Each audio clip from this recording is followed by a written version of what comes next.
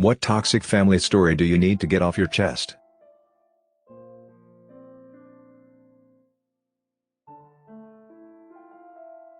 The time my toxic dad claimed that I was some crazy girl, who just wanted him to be my dad. Let me bring you back to the past, the golden days of MySpace. Facebook is unpopular, and a year before Obama became president. I was 15 years old, and I was just learning how to drive. I haven't heard from my father since I was 7 years old, when he told me I was too ugly to be his daughter. Which I am ugly, but who says that to a 7-year-old? Anyways, I looked up my dad's name on MySpace, and I found him. Also some of my dad's other family like his half-brother and half-sister. Anyways, I sent him a friend request on MySpace, which he accepted. I was so happy. I wrote a message on his wall like, "Hey Dad, I started to learn how to drive. I miss you." But he deleted the message after a few minutes, and refused to talk to me. Then being an immature 15-year-old, I wrote on his wall again. This time it caught some attention. Some of his friends, and my dad half-sister were all like, "You have an older daughter?" They thought he only had my adopted sister, and my younger half-sister. What my dad told them, he said, "No, she's a girl I met a year ago when I was meeting my family up in North Dakota, and she's been obsessed with me ever since."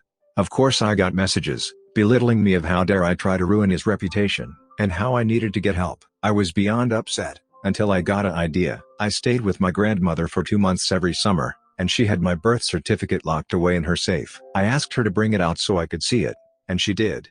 I decided to post a picture of it pointing to his name. With a camera, I took pictures and uploaded the pictures of it, and I sent the picture to everyone who sent me these messages. A lot of people got upset, including my dad's half-sister, on his mom's side, that my dad lied to them all. My dad packed up his family, and moved them to another state, because everyone in their small southern town was talking crap about him. He tried to have a relationship with me later, and my mom tried to force me into one. But I've always been bitter about what happened, and he was bitter with me because he was opening up a restaurant, and his partner backed out for what I did. Was it wrong of me to post the pictures? I didn't want to start trouble or ruin his business opportunity. I just wanted his attention. My brother-in-law is delusional, and has harbored an obsession with me since we were in high school together. This is the same brother-in-law from a previous video and rant post, if you remember him. I've had time to process everything, and the concerned responses I received that let me properly think about how not normal this was. I've decided to chronicle my relationship with brother-in-law here. It's mostly for the purpose of getting it all off my chest as I process. Brother-in-law was the edgy loner in high school. He had a very dark sense of humor, and didn't have many friends. I'm not even sure how we got to be friends, but we grew quite close in my mind. He joined me, and my other friends for outings, and parties. It all sounds cliché, but that's how it was. He was good company for a while. He developed a crush on me that was obvious to everyone except for me. He got very touchy, which I didn't see as wrong at the time, but eventually he kissed me on the cheek, and said I was his girlfriend. I corrected him. I didn't have feelings for him. I had what I thought was a very sincere conversation with him that made it appear that he understood. He did get upset, but I knew what it's like to not have feelings returned. I didn't push it, and we didn't talk for a while. Brother-in-law lied to people about our relationship. He told his mother a warped version of events.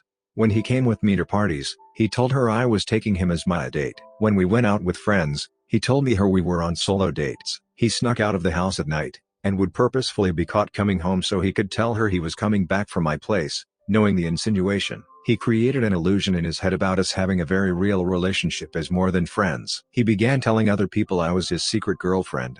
He got caught out in his lies, and I ended up confronting him. Our friendship ended for the most part, but I didn't cut him out completely. We still texted, and talked in the halls. There just wasn't a relationship. He tried to be my prom date.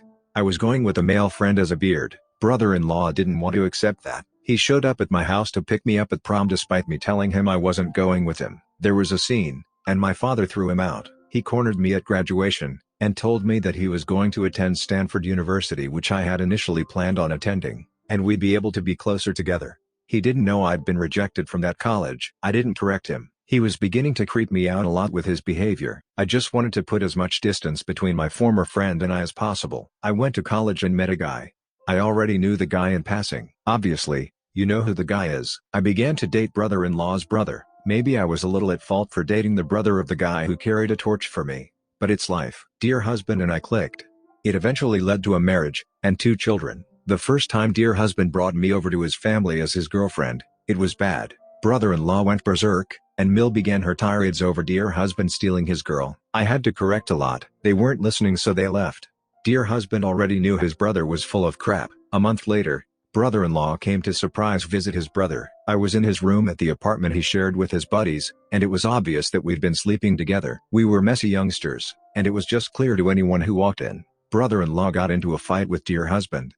It got bloody fast. Brother-in-law kept screaming that dear husband was stealing his girl, and that I was cheating on him with dear husband. It got ugly, and the police were called by one of the roommates. Brother-in-law was cautioned for his behavior. Mother-in-law called screaming and shouting. Dear husband and I pushed him out of our minds. It was just the beginning of his obsession. Sister-in-law got people to dress down for my wedding. Here is a bit of background info. Okay, so my husband's older sister is so toxic she glows. She manipulated, and verbally, physically, and mentally abused my husband growing up. She also manipulated, and still manipulates, the rest of the family into believing that my husband is dumb, and 100% dependent on her. My husband is hard of hearing, so the family has no problem believing that he can't survive without her, even though he's a married business owner living 1,000 miles away from her. My husband has a lot of issues because of her, and he's working on healing from the abuse. She's definitely narcissistic, and we suspect that she's borderline, as well. My husband cut her out of his life last year because she stole tens of thousands of dollars from their late father's estate, and slandered, and I'm sure still slanders, his name all over town. But that's another story. Right now I just want to talk about what she did at our wedding. So here is my sister-in-law's wedding shenanigans. She was in an extremely contentious, and turbulent on-again, off-again relationship with her boyfriend, and she had just broken up with him at the time of our wedding. So she was pretty jealous, resentful, and quite a piece of work before, during, and after the wedding. It didn't help that she stayed with us for a whole week beforehand. She treated us like crap the entire time, and having her around just added a lot of unnecessary stress. At the time, my husband had a hard time saying no to her, and I was pretty upset that he let her stay with us for a whole week right before the wedding, because she's the worst house guest ever. She'd leave trash and cigarette butts all over our place, for example. I'm proud to say that he's gotten a lot more assertive since then. A couple nights before our wedding, she got drunk and cried to my husband about how it was supposed to be her wedding. Going by her logic, she's older, so she was supposed to get married first. She then proceeded to tell my husband that she could put together a better wedding than ours for only $200. At the wedding, a few of my family members overheard her, and her best friend, who we graciously invited, even though we didn't know her well, complaining about everything, and bashing our wedding. We had an unconventional wedding ceremony on the top of a mountain, and then had our reception at a luxurious log cabin by a river. We had only 85 guests, and we had lawn games, and a bonfire in addition to the usual wedding stuff. My sister-in-law, and her best friend kept saying that our wedding was cheap, and tacky. Some of my husband's family members showed up in jeans, t-shirts, flip-flops, baseball caps, etc., even though we didn't tell anyone that the dress code was casual.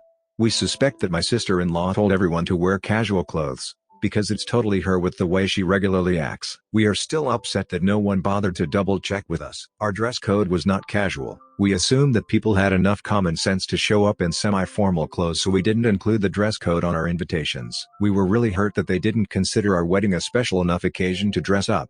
To add insult to injury, they dressed to the nines at my sister-in-law's wedding a year later to her on-again, off-again boyfriend, and they stayed until midnight or so, while some of them left my wedding reception right after dinner, without saying goodbye to us. Most of my husband's family members didn't even say a word to me at our wedding. That hurt a lot, too. On top of all that, my sister-in-law didn't give us a gift, but she invited us out to dinner a few days after the wedding as her gift. Turns out she invited a couple of friends she met at a local bar, too, and she flat out ignored me the entire time. Even when I tried to join the conversation, she just pulled the "did anyone say anything? I could have sworn I heard something" act. Some present that was.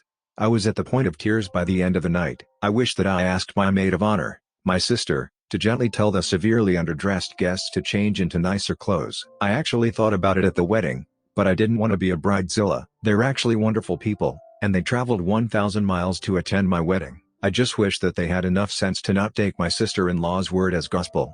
I also wish that they had enough sense to understand that casual wedding attire did not mean t-shirts and jeans. I know that this may be a petty thing to be upset over, but it really hurt our feelings, and we're going to remember this decades down the road. Thank you for watching. My brother molested my girlfriend's niece, and everything is horrible. What do I do at this point? Yes, he's in prison, and will be for a long time. Meanwhile, The niece is receiving therapy. For context, my brother is a lot older than me, and we never really connected, yet he is a mama's boy, and our mother encouraged us to see each other. I obliged because our mother started developing Parkinson's disease, and I didn't want her upset over her darling boy and second son not talking. I've always known my brother to really like chatting up women, and people called him a sex pest creep and a wannabe ladies man, yet never in a million years did I think he would have a thing for, or do anything to children. People still believe he is innocent. Another thing to mention, my brother is a very confident person, calculated, and manipulative. Very few people can tell he's lying. With my girlfriend we dated for a year, moved in together, and had a generally normal relationship. My brother of course tried to hit on her multiple times, and she brushed him off and told me, which caused major strain with me, my brother, and mother. Especially because my brother and mother tried blaming my girlfriend. Yet I know what my brother is like, and my mother is in denial about it. For a period of time, I banned him away from our house. However, later my girlfriend's sister, brother-in-law, and niece came to stay because her sister was pregnant with a second child, and we were discussing leaving the niece at our place because the baby was going to require surgery and a hospital stay after birth that could last up to a month. We decided to keep my girlfriend's niece with us for the time, especially so the niece could stay with her aunt. My girlfriend and niece are fairly close, so we thought it was a good idea, especially with the baby, while both parents were stressed and worried.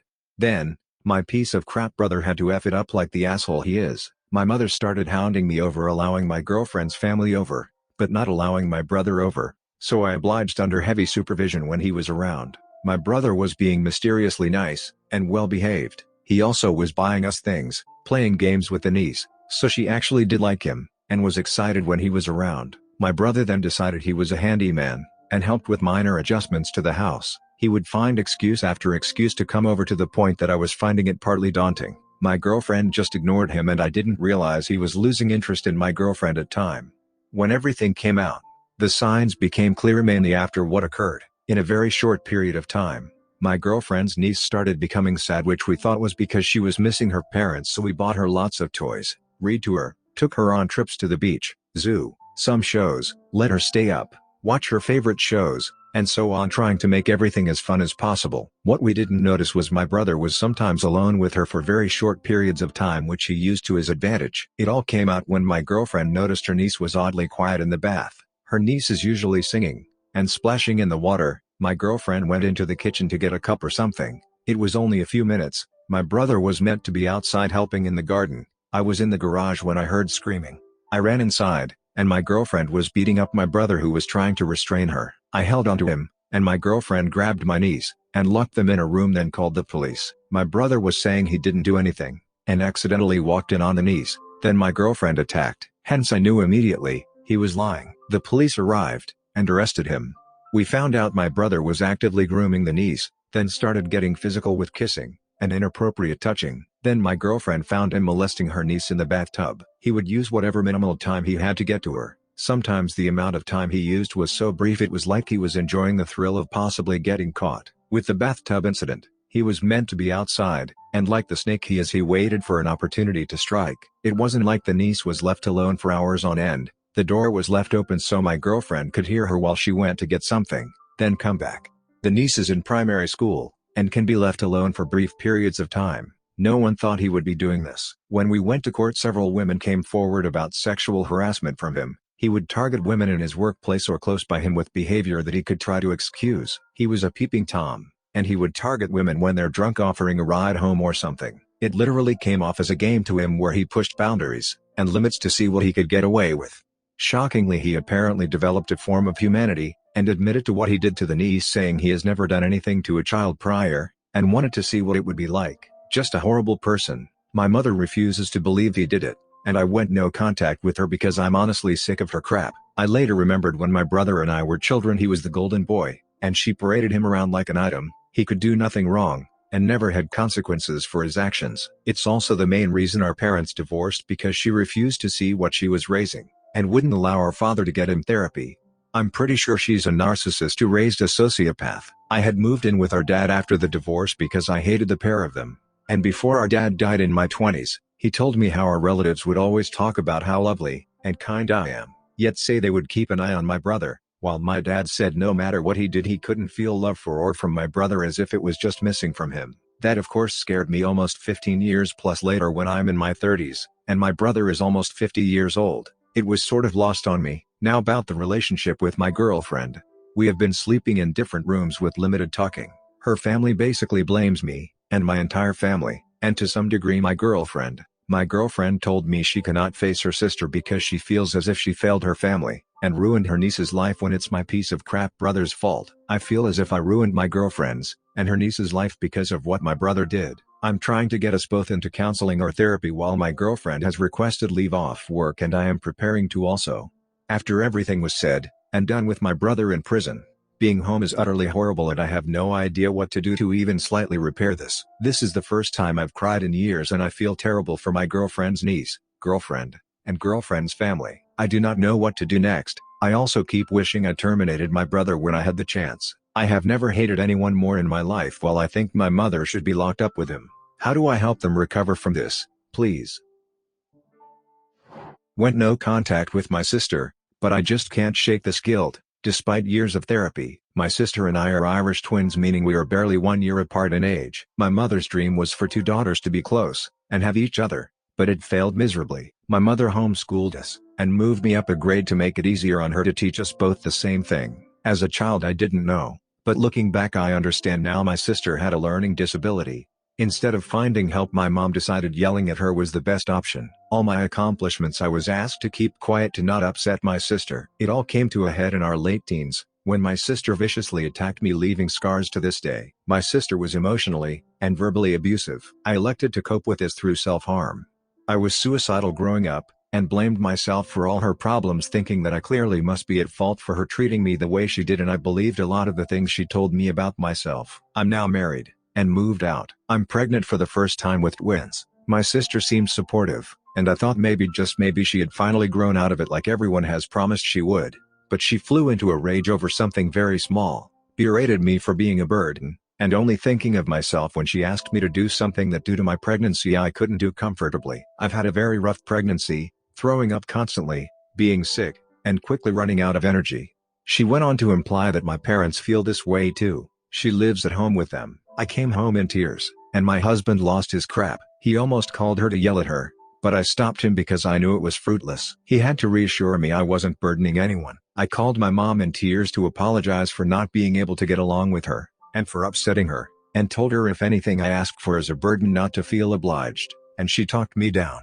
I said I didn't want to hurt her by not having a relationship with my sister, but I couldn't allow her to treat me like this anymore, and I could not let someone violent and verbally abusive around my kids. She understood, and assured me to only think about my kids, and she would understand. I still feel guilty. It was always my job to make my sister feel better, and I feel like I failed, which I know is wrong. But I am so scared my twins will grow up like she and I did, with one of them crying, hurting themselves, and praying for death. I've been in therapy a few years about this and I am reading books about it, but I cannot shake the guilt. Subscribe and turn on the notification bell for more stories delivered to you. Thanks for listening. See you later.